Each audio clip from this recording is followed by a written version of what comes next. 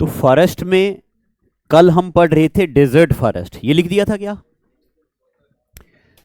तो अब आप हेडिंग डालो डेजर्ट फॉरेस्ट,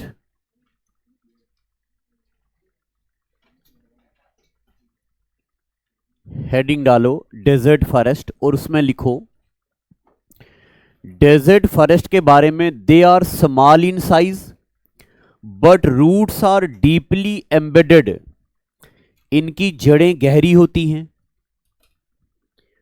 डेजर्ट फॉरेस्ट की जो हाइट होती है ये कम होती है।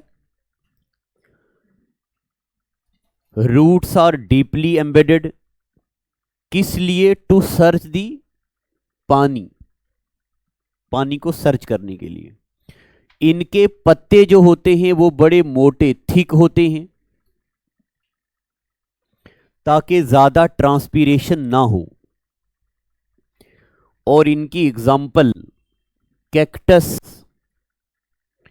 खिजड़ी, ये मुझे लगता है नेशनल ट्री है राजस्थान का, खिजड़ी, हाँ वही स्टेट ट्री, हाँ थैंक यू। कीकर, अकाशिया, बबूल।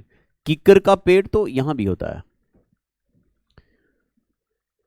डेजर्ट फॉरेस्ट में कैक्टस, खेजड़ी, कीकर, अकाशिया और बबूल। नहीं ये एवरग्रीन नहीं होते, हाँ है, वो भी होते हैं, वो भी होता, ये मेजर मेजर, हाँ। और एरिया कहां कहां? राजस्थान और गुजरात। डेजर्ट फॉरेस्ट में, डेजर्ट फॉरेस्ट मिलते हैं राजस्थान में और गुजरात में।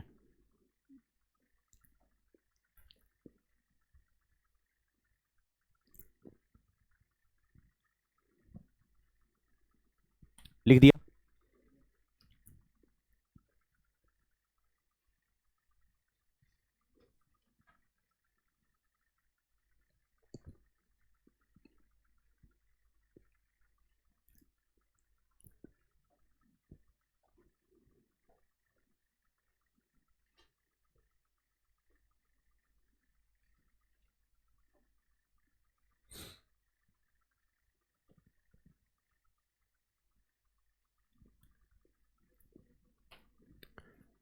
चलें आगे। इसके बाद लिखो, लिख दिया ना? आगे लिखो बोरियल फॉरेस्ट। बोरियल फॉरेस्ट जो होते हैं they are found in 60 to 70 degree north latitude, ये सिर्फ नॉर्दर्न हेमिस्फेयर में मिलते हैं। They are not found in southern hemisphere. बताओ जी कौन से फॉरेस्ट या कौन सी वेजिटेशन खास करके ऐसे होते हैं जो नॉर्दर्न हेमिस्फेयर में मिलते हैं? Boreal forest, boreal forest they are found in north hemisphere, southern hemisphere में नहीं मिलते।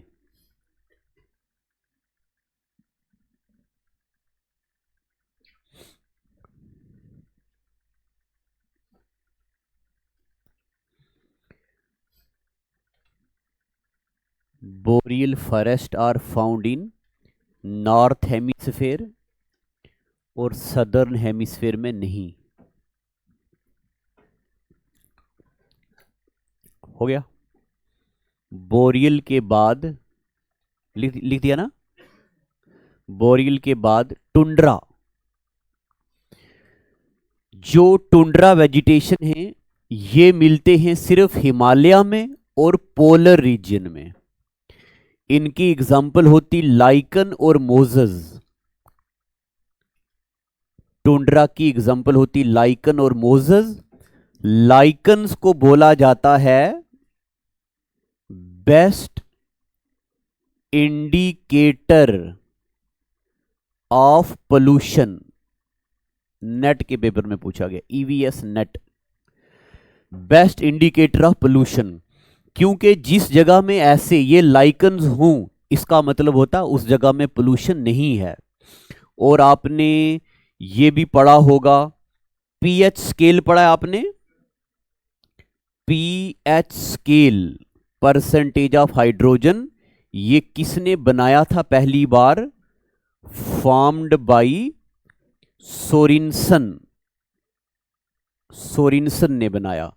और ये पीएच स्केल, वो जो पीएच स्केल नहीं, लिटमस पेपर बेहतर है, इसका आंसर आप लिखो लिटमस पेपर। लिटमस पेपर, इससे हम देखते हैं ना किसी में कितना पीएच वैल्यू कितना है, एसिड है, बेस है, साल्ट है।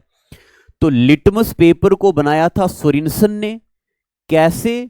बाय लाइकन्स, सिम्बियाटिक रिलेशन बोलते हैं इसको। लाइकन्स में जब अलगे पैदा हो जाते हैं तो उसको सिम्बियाटिक रिलेशन बोलते हैं, उससे लिटमस पेपर बनता है।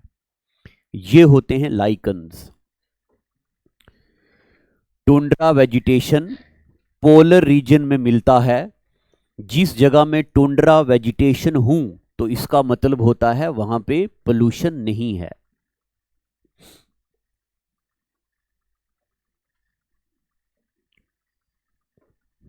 लिख दिया। वेजिटेशन में हमने एग्रीकल्चर पढ़ दिया ना, एग्रीकल्चर नहीं पढ़ा, वेजिटेशन में हमने क्रॉप्स पढ़ दिया, रब्बी crop, kharif crop, zaid crop.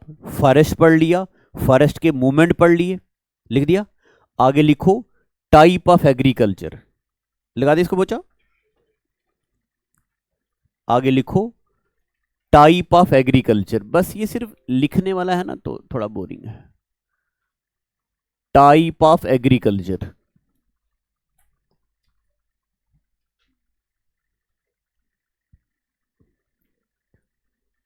Type of agriculture. Type of agriculture में ये लिखो आप, टाइप ऑफ एग्रीकल्चर हेडिंग डालो, टाइप ऑफ एग्रीकल्चर। एग्रीकल्चर की टाइप क्या क्या है, हेडिंग डालो। और पहले लिखो सबसिस्टेंस फार्मिंग, फिर एक लाइन छोड़ के लिखो शिफ्टिंग कल्टीवेशन, फिर एक लाइन छोड़ के इंटेंसिव फार्मिंग, फिर से एक लाइन छोड़ के एक्सटेंसिव फार्मिंग, फिर से एक लाइन छोड़ के प्लांटेशन एग्रीकल्चर। एक एक लाइन छोड़ना।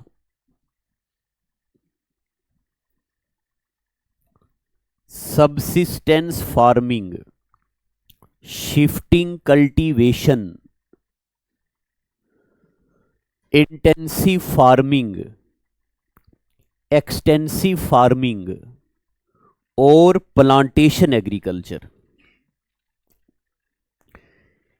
ये एग्रीकल्चर की टाइप हैं।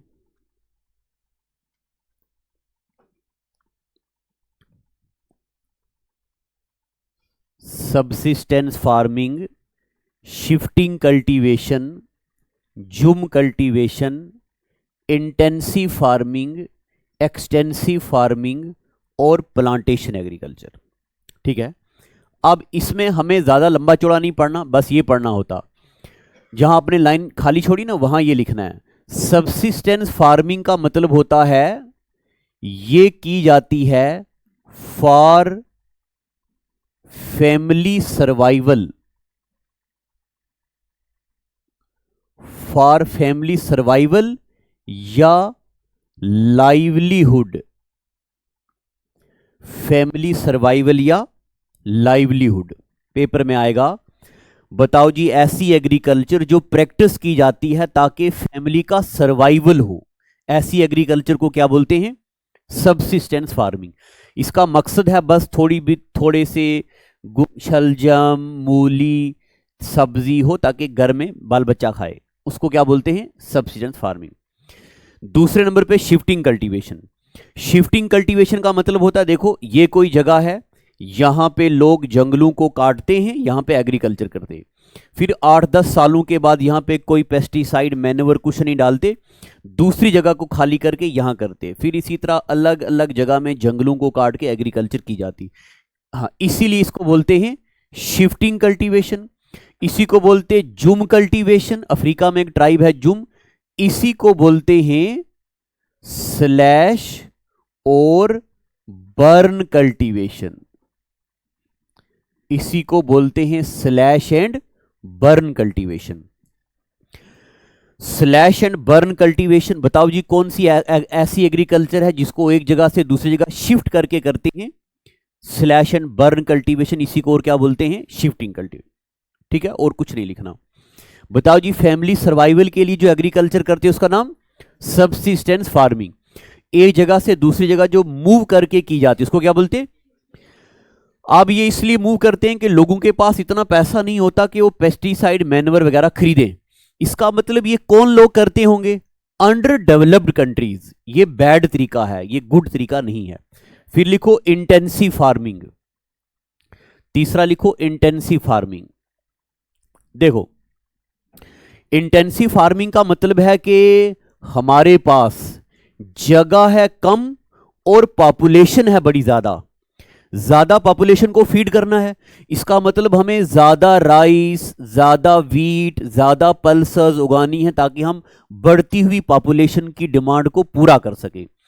इसका मतलब ये होता है कि हमें अगर ज्यादा चावल चाहिए तो हमें हाई यील्डिंग वेराइटीज का इस्तेमाल करना है, हमें ज्यादा पेस्टिसाइड्स यूज करने हैं, ज्यादा input like labour, capital, pesticide ज्यादा यूज करने हैं क्योंकि हमारे पास जगह कम है और लोग ज्यादा हैं। इसलिए हम रेवोल्यूशंस की तरफ जाएंगे। Green revolution, pink revolution, yellow revolution इसी वजह से आया। तो आप लिखो इंटेंसिव फार्मिंग में लिखो it is practised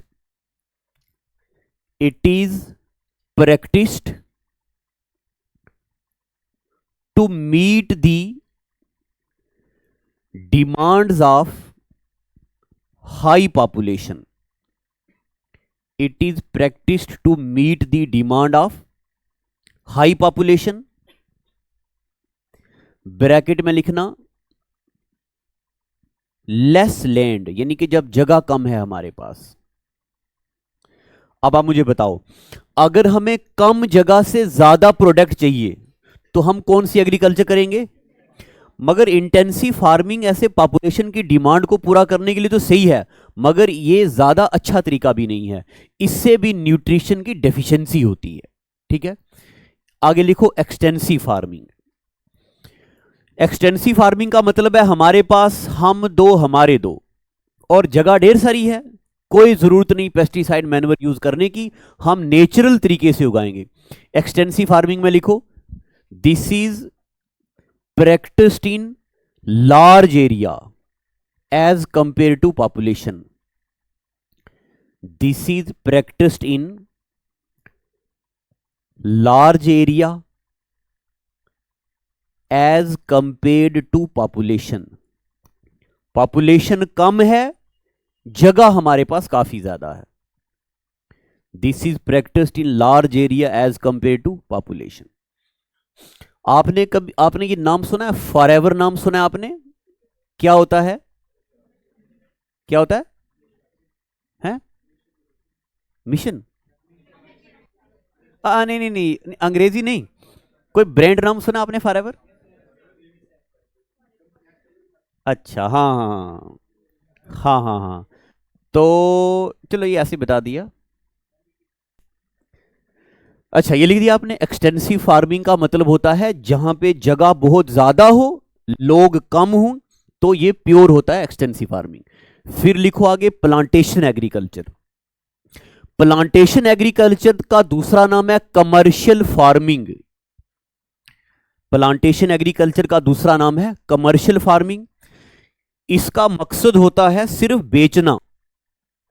plantation agriculture का दूसरा नाम है कमर्शियल फार्मिंग, और ये क्यों प्रैक्टिस की जाती है? For sale. इसमें जो प्रोडक्ट होते हैं उसको बोलते हैं हम, इसके प्रोडक्ट्स को हम बोलते हैं कैश क्रॉप। इसके प्रोडक्ट को क्या बोलते हैं? Cash crop. प्लांटेशन एग्रीकल्चर को दूसरा नाम है कमर्शियल फार्मिंग, और इसके प्रोडक्ट को क्या बोलते हैं? Cash crop. लिख दिया। आगे एग्जाम्पल भी लिखो, ये लिख दिया ना। कैश क्रॉप की एग्जाम्पल्स लिखो। कैश क्रॉप में sugarcane, cotton, oil seed, spices, तंबाकू, टी, कॉफी, ये सब कैश क्रॉप होती हैं। तो कैश क्रॉप वो वाली क्रॉप होती हैं जिनको पैदा किया जाता है for the purpose of sale, season जो मर्जी हो। ये रबी भी हो सकती हैं, खरीफ भी हो सकती हैं, जैद भी हो सकती हैं, मगर depending upon need of production इनको कैटेगराइज किया जाता है कैश क्रॉप। लिख दिया। अभी VLW के पेपर में शुगर कैन भी पूछा हुआ था और टी भी पूछा हुआ था, तो दोनों में एक चुनना होता है, तब शुगर कैन आंसर आएगा। लिख दिया। चलें आगे। तो जनाब हमने ये पढ़ दिया, फिर उसके बाद आगे लिखो। हैं उतना जरूरत नहीं है, उतना मुझे खुद नहीं आता। आगे लिखो आप रेवोल्यूशंस, रेवोल्यूशंस लिखो। ये तो चलता नहीं है। बहुत टेक्निकल टर्म्स आप तब पढ़ना अगर आपके किसी पेपर में मेंशन किया हो एग्रीकल्चर। आगे लिखो रेवोल्यूशन, और रेवोल्यूशन में हेडिंग डालो रेवोल्यूशन। रेवोल्यूशन का मतलब होता है जब क्रॉप बहुत ज्यादा बढ़ाने की जरूरत हो, ऐसी चीजों को बोलते हैं रेवोल्यूशन। तो आप ऐसे लिखो, ऐसे लिखा ना राउंड रेवोल्यूशन, ऐसे एरो डाल के लिखो पोटैटो, बस राउंड रेवोल्यूशन में एरो डाल के लिखो पोटैटो। ये नहीं लिखना round revolution deals with production of फलाना डिमका। राउंड रेवोल्यूशन में लिखना आपने पोटैटोज, और बस राउंड रेवोल्यूशन का क्या मतलब होता है, पोटैटो की प्रोडक्शन को बढ़ाना। लिख दिया। फिर लिखो आगे दूसरे नंबर पे ग्रीन रेवोल्यूशन। ग्रीन रेवोल्यूशन का मतलब है, ग्रीन रेवोल्यूशन का मतलब है फूड ग्रेन्स। ग्रीन रेवोल्यूशन का मतलब है food grain. Green revolution India में स्टार्ट हुई थी ड्यूरिंग लाल बहादुर शास्त्री। लाल बहादुर शास्त्री आपको पता है, मरने के बाद पहला भारत रत्न लाल बहादुर शास्त्री को मिला। ग्रीन रेवोल्यूशन का फादर कौन है, नॉर्मन बरलोंग को बोला जाता father of green revolution, UK का बंदा है, मगर इंडिया में father of green revolution MS Swaminathan, और MS स्वामीनाथन को 2024 में मिला भारत रत्न पोस्ट ह्यूमसली, मरने के बाद। Father of green revolution India में है MS स्वामीनाथन। सबसे ज्यादा ग्रीन रेवोल्यूशन पंजाब और हरियाणा में ज्यादा कमाल किया इसने। ग्रीन रेवोल्यूशन का फादर दुनिया में नॉर्मन बरलोंग, इंडिया में ग्रीन रेवोल्यूशन का father MS Swaminathan. Green revolution में क्या बढ़ाते हैं, फूड ग्रेन। फूड ग्रेन मतलब सब कुछ, राइस, व्हीट, खाने पीने की चीजें।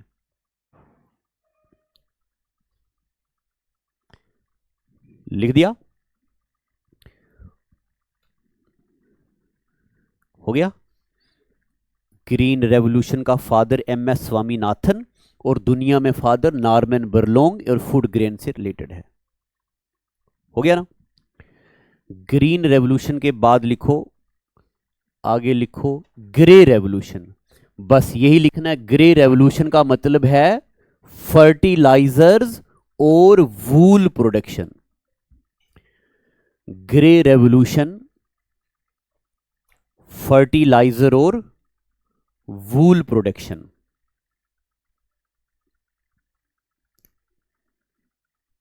ग्रे रेवोल्यूशन फर्टिलाइजर्स और wool production. Grey revolution fertiliser और वूल प्रोडक्शन। लिख दिया। फिर आगे लिखो व्हाइट रेवोल्यूशन। व्हाइट रेवोल्यूशन का दूसरा नाम है, व्हाइट रेवोल्यूशन का दूसरा नाम है ऑपरेशन फ्लड। जीडी में पूछा गया, व्हाइट रेवोल्यूशन का दूसरा नाम है operation flood. White revolution India में किसने इंट्रोड्यूस किया? डॉक्टर वर्गीस कोरिन ने। और 26 नवंबर को मिल्क डे मनाते हैं, 26 नवंबर को मिल्क डे मनाते हैं। व्हाइट रेवोल्यूशन में नंबर 1 राजस्थान। अगर राजस्थान कभी ऑप्शन में ना हो तब यूपी। गूगल में आप लिखेंगे तो गूगल में आपको यूपी ही दिखेगा, मगर रिसेंटली जेकेएसबी ने ये पूछा तो आंसर यूपी ही था। मिल्क प्रोड्यूसिंग इंडिया में number 1 Rajasthan, number 2 UP. Milk day का मनाते हैं 26 नवंबर को। और मिल्क की प्रोडक्शन को बोलते हैं व्हाइट रेवोल्यूशन। जब हम जेएंडके पढ़ेंगे तब हम पढ़ेंगे सैफरान की प्रोडक्शन को बोलते हैं गोल्डन जेस्ट। सैफरान की प्रोडक्शन को बोलते हैं गोल्डन जेस्ट। ज़ैफरान को केंग पोश बोलते हैं, ज़ैफरान को बहुकम बोलते हैं, और ओराइजा ना क्या बोलते हैं इसका साइंटिफिक नेम? क्रोकस सेटिवस है ना। तो सैफरान की प्रोडक्शन को बोलते हैं गोल्डन जेस्ट, मिल्क की प्रोडक्शन को बोलते ऑपरेशन फ्लड। लिख दिया? लिख दिया ना। फिर आगे लिखो ब्लू रेवोल्यूशन। ब्लू रेवोल्यूशन का मतलब है एक्वेटिक लाइफ, यानी कि फिश की production. Fish, West Bengal fish में बड़ा आगे है। ब्लू रेवोल्यूशन का मतलब है फिश। और doctor Arun Krishna is father of blue revolution. Doctor Arun Krishna is father of blue revolution.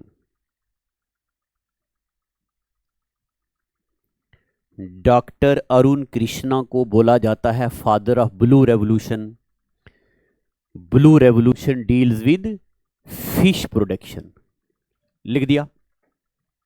Note बिल्कुल शॉर्ट होने चाहिए। ब्लू रेवोल्यूशन बस फिश, नीचे एफ, फादर कौन है? अरुण कृष्णा। ब्लू रेवोल्यूशन का फादर अरुण कृष्णा। लिख दिया? लिख दिया ना। आगे लिखो brown revolution. Brown revolution leather और ककुआ। ककुआ का मतलब होता है जिससे कॉफी सीड बनते हैं। फादर हीरालाल चौधरी।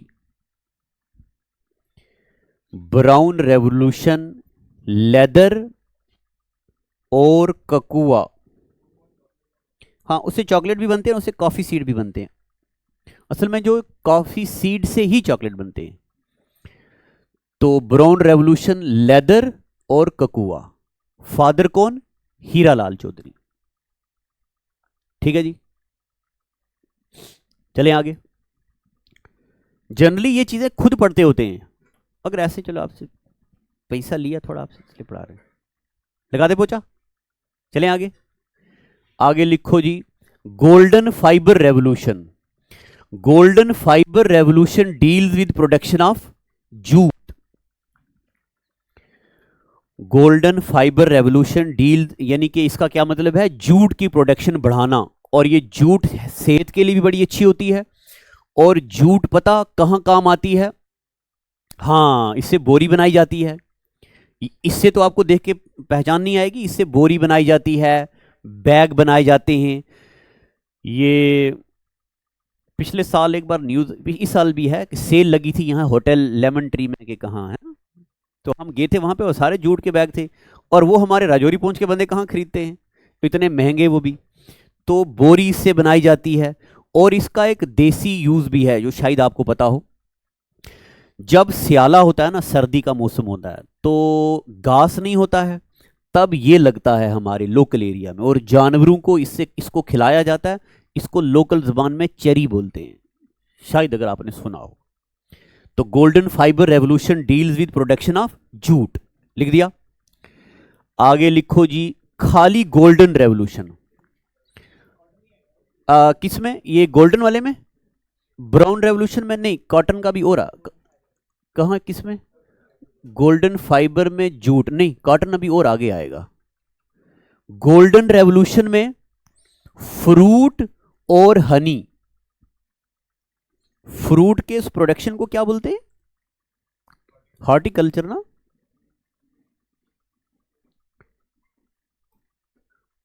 और हनी वाले को कौन सा, सीरीकल्चर कौन सा होता है, अच्छा एपीकल्चर। तो गोल्डन रेवोल्यूशन फ्रूट और हनी, गोल्डन रेवोल्यूशन फ्रूट और हनी, लिख दिया। जब मैं बीटेक करता था तब वहां पे रवाज हुआ करता था मोहब्बत का नाम हनी के नाम से सेव करना। आप करते थे कि नहीं? क्योंकि जब हम बीटेक करते थे तब हम ना वहां, मैं तो बड़ा कम, मेरे पास तो लैपटॉप नहीं होता था, वहां पे लोग फिल्में देखते थे हॉलीवुड की, और हॉलीवुड में रवाज होता अपनी वाइफ का नाम हनी लिखने का। जब आप शादी करेंगे तो आप भी लिखेंगे। लिख दिया गोल्डन रेवोल्यूशन फ्रूट और हनी। अब आगे इसके फादर है निरपख तूतज। गोल्डन रेवोल्यूशन के फादर हैं निरपख तूतज। गोल्डन रेवोल्यूशन के फादर हैं निरपख तूतज, लिख दिया। फिर लिखो silver revolution. Silver revolution egg या पोल्ट्री। सिल्वर रेवोल्यूशन इंडिया में इंट्रोड्यूस किया इंदिरा गांधी ने, और यह भी आपको पता इंदिरा गांधी पहली लेडी है जिसको भारत रत्न मिला है। First women to receive Bharat Ratna Indira Gandhi.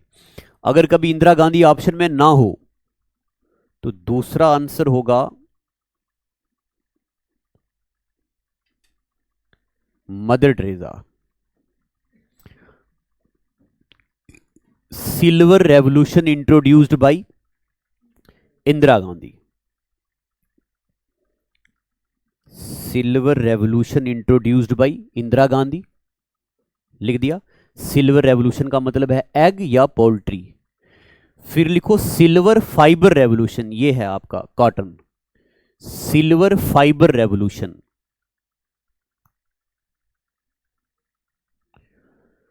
Silver fibre revolution cotton,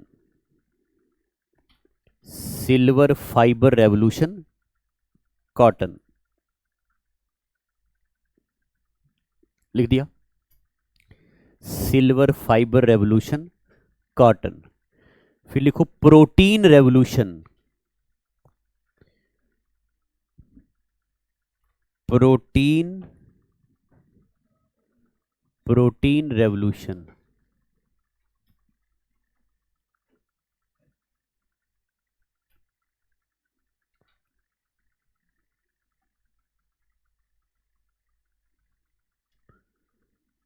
protein revolution का मतलब है ये भी एग्रीकल्चर प्रोडक्ट को डील करता है। Also known as second green revolution. Protein revolution term was given by Narendra Modi और अरुण जेटली। पल्सेस नहीं, इसमें सारी agriculture product, rice, wheat, pulses सब। एक और टर्म है इसी तरह की रेनबो रेवोल्यूशन। रेनबो रेवोल्यूशन का भी मतलब है सारे एग्रीकल्चरल प्रोडक्ट्स, सिट्रस फ्रूट भी उसमें आएंगे।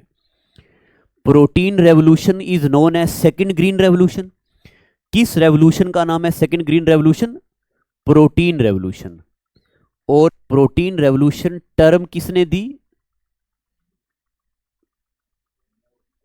नरेंद्र मोदी और अरुण जेटली। ठीक है, हैंग हो गया है, लिख दिया। Protein revolution term given by Narendra Modi और अरुण जेटली।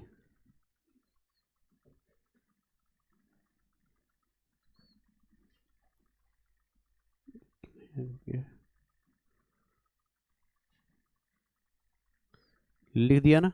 आगे लिखो black revolution. Black revolution. Black revolution का मतलब है पेट्रोलियम, ब्लैक रेवोल्यूशन पेट्रोलियम। और यहीं पे लिखो एक और, पर्पल रेवोल्यूशन, पर्पल रेवोल्यूशन। जब आप श्रीनगर एयरपोर्ट में जाओगे तो वहां आपको नरेंद्र मोदी का फोटो मिलेगा और हर जगह पिंक कलर के फूलों के फोटो मिलेंगे।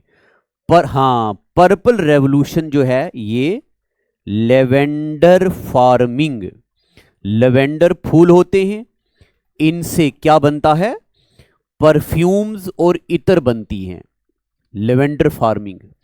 और इसके लिए जम्मू कश्मीर में एक ऑपरेशन चलाया गया था, अरोमा मिशन। बताओ जी, aroma mission is related with क्या, किसकी production, lavender farming. Aroma mission lavender farming. और सारे डिस्ट्रिक्ट्स में सब सिटी पे लोन देती थी गवर्नमेंट ऑफ इंडिया, अभी भी मिलता है ये। और जो लेवेंडर की फार्मिंग करेंगे उसको, पर्पल रेवोल्यूशन। एक और रेवोल्यूशन है rainbow revolution, rainbow revolution. Rainbow revolution का मतलब है, इसको बोलते हैं, वहां हमने लिखा सेकंड ग्रीन रेवोल्यूशन, यहां इसको बोलते हैं overall development, overall development including citrus fruit. Orange, आंवला, सबको मिला के बोलते हैं रेनबो रेवोल्यूशन।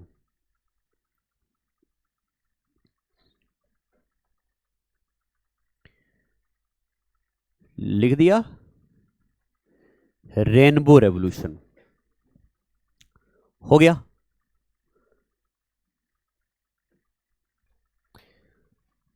अब एक छोटा सा टॉपिक पढ़ लेते हैं, वाटरफॉल, जो आज ही खत्म हो जाएगा। सारे वाटरफॉल नहीं पढ़ने, मेजर मेजर वाटरफॉल लिखो जी। सबसे पहले आप वाटरफॉल में लिखो point number 1, point number 1, angel fall. Angel fall is highest waterfall. दुनिया का सबसे ऊंचा वाटरफॉल कौन सा है, एंजल फॉल। ये भी कुछ समझने वाला नहीं है, बस सिर्फ ये को 20 एक मिनट हमने थोड़े टपाने हैं और आपको कॉपी भरनी है। दुनिया का सबसे ऊंचा वाटरफॉल कौन है, एंजल फॉल। लाई करता है वेनेजुएला में। बताओ मुझे वेनेजुएला की कैपिटल, वेरी गुड, शाबाश। और उसके बाद लिखना है आपने, एक ये लिख दिया एंजल फॉल। दूसरा लिखना है आपने नायाग्रा फॉल। नायाग्रा फॉल लाई करता है यूएसए और कनाडा के बॉर्डर में। कौन सी लेक यूएसए और कनाडा के बॉर्डर में लाई करती है, लेक सुपीरियर, पढ़ाया था मैंने आपको, वहां लेक सुपीरियर। नायाग्रा फॉल यूएसए और कनाडा के बॉर्डर में, लिख दिया। और आपने बस और नहीं, यही दो लिखने हैं, एंजल फॉल और नायाग्रा फॉल। जब हम पढ़ेंगे ना वाटरफॉल्स ऑफ कश्मीर, मुझे लगता है मैंने आपको पढ़ाया भी है, जब मैंने आपको पढ़ाया था धुआंधार waterfall, Kapildhara fall, Naini fall, पढ़ाया था ना नर्मदा रिवर पे, वही मैंने आपको पढ़ाया होगा या अभी पढ़ाऊंगा बाद में। कश्मीर में कौनसर नाग से निकलता है विशव रिवर, विशव रिवर बनाता है एक वाटरफॉल, इसको बोलते आहरबल फॉल। इस आहरबल का दूसरा नाम है नायाग्रा फॉल ऑफ कश्मीर, ठीक है, वहां पढ़ेंगे। नायाग्रा फॉल कहां लाई करता है, यूएसए और कनाडा के बॉर्डर में, ठीक है जी। आगे और लिखो, अब आप लिखो जी पहला, अथीरा पिल्ली फॉल। अथीरा पिल्ली फॉल, आपने वो फिल्म देखी है बाहुबली, उसमें वो जो हीरो होता है वो बहुत बड़ा शिवलिंगम एक रिवर से उठाता है ऐसे, है ना, अगर आपने देखा हो तो चलता है, वो अथीरा पिल्ली फॉल से होता है। आपने बस ये याद रखना है कि अथीरा पिल्ली फॉल कहां है, केरला में, और रिवर कौन सा, चलाकुड्डी रिवर। बस वाटरफॉल में आपने दो ही चीजें याद रखनी है, नंबर 1 स्टेट, नंबर 2 रिवर, दो चीजें मेजर। तीसरा, अगर किसी वाटरफॉल का कोई लोकल नाम है तो वो याद रखना है। This is known as Niagara of India. Niagara fall of India किसको बोलते हैं? अथीरापिल्ली फॉल को। कौन से रिवर पे है? चलाकुड्डी रिवर पे। अब देखो हमें एक और रिवर पता चल गया केरला का। केरला में हमने पढ़ा पेरियार, पंबा, बर्थापूजा, कुंथीपूजा और एक और पढ़ दिया चलाकुड्डी रिवर। ठीक है। अथीरापिल्ली फॉल कौन से स्टेट में है? केरला में। कौन से रिवर पे? Chalakudy river. Niagara fall of India किसको बोलते हैं? अथीरापिल्ली फॉल को। ठीक है, चलें आगे। दूसरा लिखो, लिखने की जरूरत नहीं है। धुआंधर फॉल आपको पता है, हमने वहां लिखा है। अगर ये यहां लिखेंगे ना फिर मेजर चीजें भूल जाएंगे हम। धुआंधर वाटरफॉल नर्मदा में, जबलपुर डिस्ट्रिक्ट ऑफ मध्य प्रदेश में। इसको वहां मैंने आपको लिखाया था, बोलते हैं क्या? क्लाउड ऑफ मिस्ट लिखाया था ना वहां, नर्मदा रिवर पे, लिखने की जरूरत नहीं। कपिल धारा फॉल भी कहां? नर्मदा रिवर पे, लिखने की जरूरत नहीं, मैंने लिखाया हुआ है। गौतम धारा फॉल लिखो, गौतम धारा फॉल। गौतम धारा फॉल लाई करता है ऑन रारू रिवर। कौन से रिवर पे? रारू रिवर। इसका अपना नाम है जोना फॉल। गौतम बुद्ध यहां पे तपस्या किया करते थे, इसलिए नाम पड़ गया गौतम धारा फॉल ऑन दूसरा नाम क्या है इसका? जोना फॉल। और यहां देखो आपने ये नहीं याद रखना है, रिवर नहीं याद रखना है, क्योंकि ये बारिश के पानी से बनता है। गौतम धारा फॉल बिहार में। एक मिनट जरा इसको गूगल करो, देखो क्या आता है। गूगल पे लिखो गौतम धारा fall lies in which state.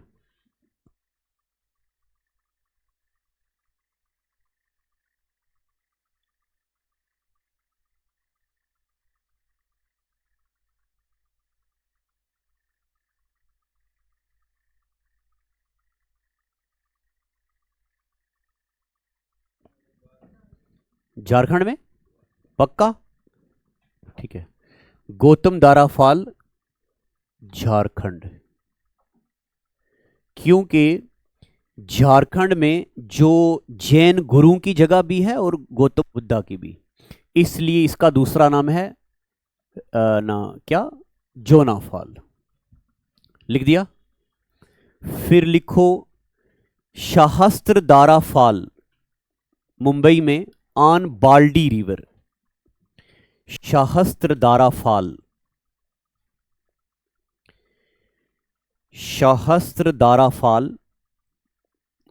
बाल्डी river. ज्यादा जरूरी नहीं है ये, ऐसे लिखो खाली शाहस्त्र धारा फॉल बाल्डी रिवर। लिख दिया। अब लिखो तीर्थगढ़ फॉल। तीर्थगढ़ फॉल ये कहां पे है? छत्तीसगढ़। रिवर नहीं है कोई, क्योंकि ये बारिशों से बनता है। तीर्थगढ़ फॉल कहां पे है? ये छत्तीसगढ़।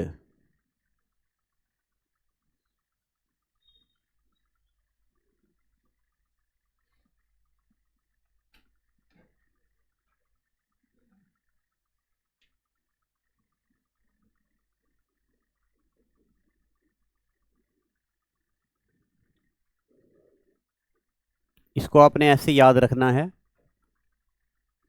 गुरु ने इंद्रावती को चैट करते देखा और वो एंगर हो गए। गुरु ने इंद्रावती को चैट करते देखा और वो एंगर। तो Kanger national park, Indravati national park, Guru Ghasidas national park कहां लाई करती हैं?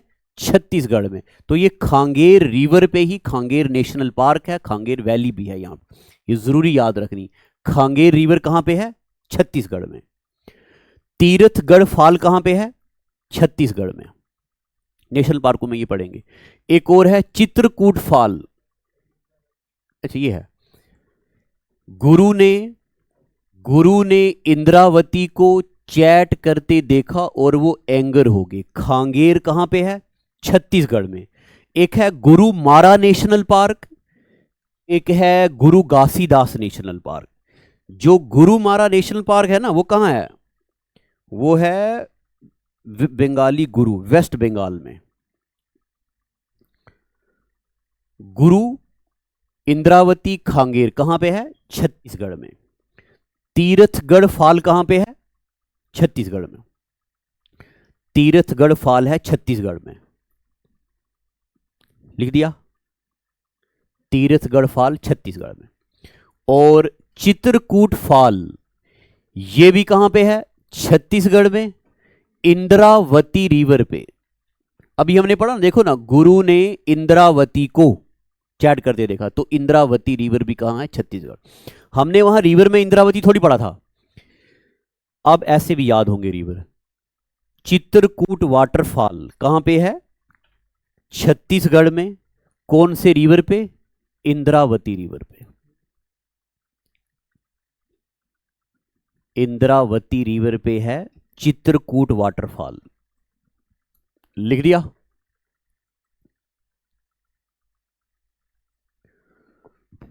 लिख दिया। फिर लिखो आप कुंचिकल फॉल, ये जरूरी है, वेरी इंपॉर्टेंट। कुंचिकल फॉल लाई करता है कर्नाटका में, इसकी हाइट भी याद रखनी है। वराही रिवर भी याद रखना है। Highest waterfall of India. Jog fall India का ऊंचा नहीं है, कुंचिकल वाटरफॉल ही इंडिया का सबसे ऊंचा है, 455 मीटर हाइट, कर्नाटका में। Highest waterfall of India is Kunchikal fall. Highest waterfall of India is Kunchikal fall, lies on Varahi river in Karnataka।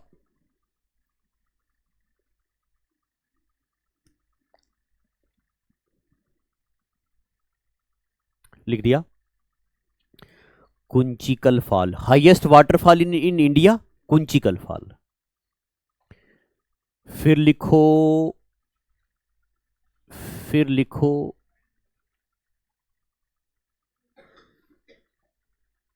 दूध सागर फॉल, रिसेंटली पेपर में पूछा। दूध सागर फॉल ये मैंने आपको पढ़ाया भी हुआ है। On Mandovi river. Mandovi river का दूसरा नाम है महादाई रिवर। दूध सागर फॉल। और ये भी लिखना, ये मोलिन नेशनल पार्क में है। मोलिन नेशनल पार्क कौन से स्टेट में? दूध सागर कहां पे है? गोवा में। गोवा में। गोवा में हमने पढ़ा था मंडोवी रिवर, जोवेरी रिवर, हाँ, लाइफ लाइन ऑफ गोवा। और जोवेरी रिवर को ही JAUVERI, इसी को जोवेरी भी बोलते हैं। गोवा की कैपिटल पानाजी इस रिवर के किनारे पे है, और ये गोवा का लंबा रिवर है। दूध सागर वाटरफॉल, दूध सागर फॉल लाइज ऑन कौन से रिवर पे? मंडोवी रिवर पे। लिख दिया। लिख दिया। चलें आगे।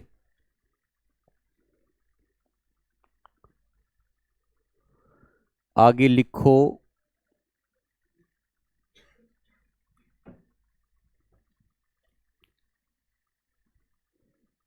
हो गया। आगे लिखो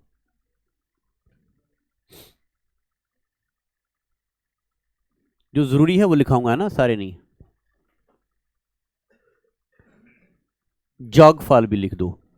जॉगफॉल का दूसरा नाम है गैरसोप्पा फॉल। कर्नाटका में है ऑन शारावती रिवर। इसकी हाइट जरूरी नहीं है, ये सेकंड ऊंचा है इंडिया का। जॉग फॉल कर्नाटका में ऑन शारावती रिवर।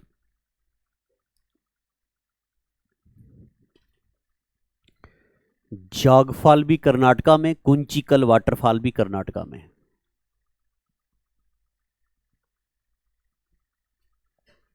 लिख दिया।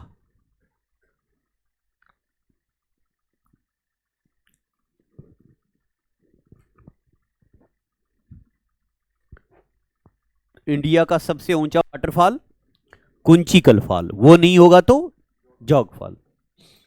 चलें आगे और लिखो जी कूने फॉल, बड़ा जरूरी। कूने फॉल महाराष्ट्र में।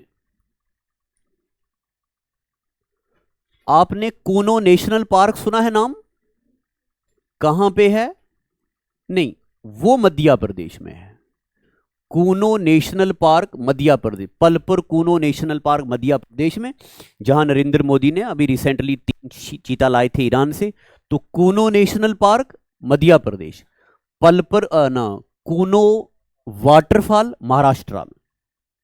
लिख दिया। कूनो फॉल महाराष्ट्र में। नेशनल पार्किंग अलग से पढ़ाएंगे आपको। कूने फॉल कहां है? महाराष्ट्र में। लिख दिया। अब लिखो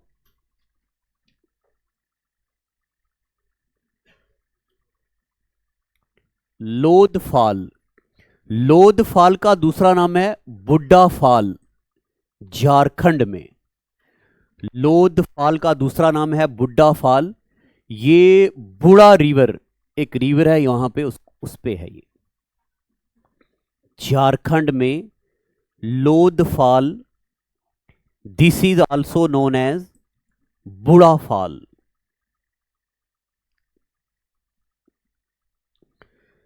लोध फॉल का दूसरा नाम है बुढ़ा फॉल। किस रिवर पे? झारखंड में। लिख दिया। लिख दिया ना। एक और ये हो गया ना। एक और वाटरफॉल है, ये जरूरत नहीं है, ये भी जरूरत नहीं है, इसको भी छोड़ दो। हाँ, एक वाटरफॉल है शिवन समुद्र फॉल।